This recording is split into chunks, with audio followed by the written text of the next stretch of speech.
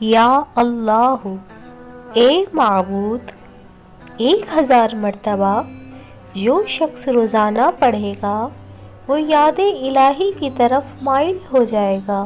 اگر لا علاج مریض ہو تو وظیفے کی بدولت مکمل صحت یاب ہوگا۔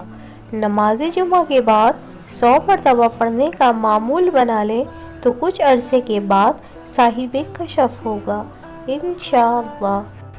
یا رحمان، اے بڑے مہربان، 100 مرتبہ جو شخص روزانہ پڑھے گا وہ دنیا کی بلاؤں سے محفوظ رہے گا۔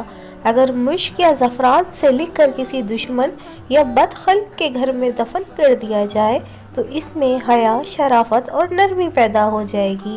اگر کوئی رشتہ ملنے کی غرض سے 300 مرتبہ 40 روز تک پڑھے گا تو مناسب رشتہ مل جائے گا انشاءاللہ۔